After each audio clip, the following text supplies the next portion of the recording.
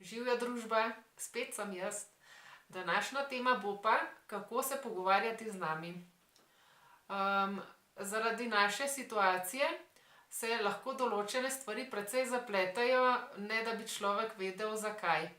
Prva zadeva, ki je zelo pomembna za nas, je: lepo prosim, kadar se želite pogovarjati o nas, ne vem, o tem, kaj potrebujemo, kaj želimo, vprašajte neposredno nas.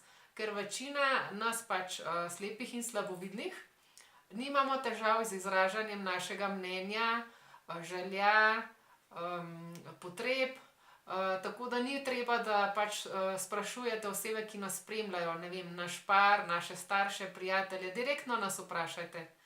Druga zadeva, ki je: jaz ne maram zastonj zdravstvenih pregledov, v narekovajih. Kaj želim s tem povedati? Večkrat se mi je že zgodilo, da so kakšni znanci ali pa celo neznanci, s katerimi sem se srečala, da se približajo in vprašajo: a ti nič ne vidiš? Zakaj pa ti ne vidiš? Kaj se ti je pa zgodilo? In moram reči, da so to zelo neokusna vprašanja, ker jaz nisem samo oseba, ki je izgubila vid, ampak sem tudi ženska, sem mama, sem žena, sem hčerka, sem sestra, sem nečakinja, pač sem več kot samo ena zadeva, ena oseba z določeno zdravstveno situacijo. In če jaz ne poiščem zdravniške pomoči, lepo prosim, ne mi dajati teh uslug zastonj. Se mi zdi zelo neokusna ta zadeva. Jaz osebno sem sicer skozi ta čustveni proces že prebrodila, ampak če pa nekdo se zelo slabo počuti na to temo in če se poskusi sprostiti v eni družbi in se ga potem zbombardira s takimi vprašanji še tisto malo časa, ko pač bi oseba vsaj malo lahko pozabila na to, se jo spomni nanjo, tako da vas lepo prosim, da tega ne počnete. No, to je skrajno neokusno, no. Se vas tudi jaz ne vprašam, kako pa je vaše vnetje ledvic, pa vaša anksioznost, pa vaša revma, pač jaz se pogovarjam z vami čisto običajne stvari.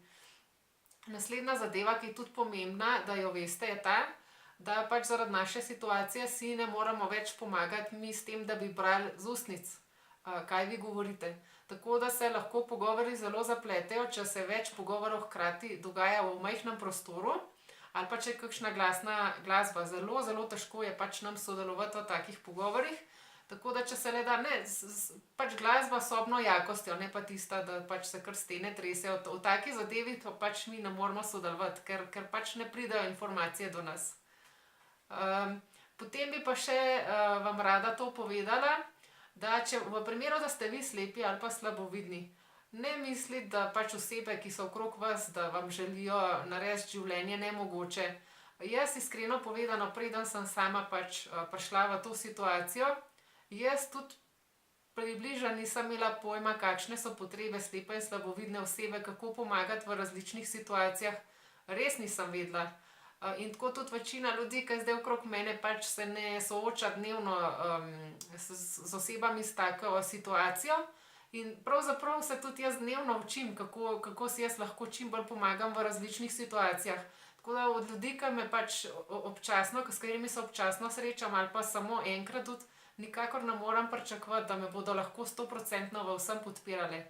Je pa definitivno po mojih izkušnjah najbolj funkcionira zadeva tako, da jaz sama usmerjam ljudi, ki mi želijo pomagati, in jim povem, kako mi lahko najbolje pomagajo. Tako da pač ne vzeti zadev osebno in poskusite vi pomagati s tem, da jim poveste, kaj najbolje funkcionira za vas. Upam, da vam te moje izkušnje o pogovorih z menoj pomagajo. Če ste vi slepi in slabovidni in imate še kakšen drug nasvet, lepo prosim, delite spodaj v komentarjih z nami. In se vidimo tukaj naslednji četrtek. Živjo!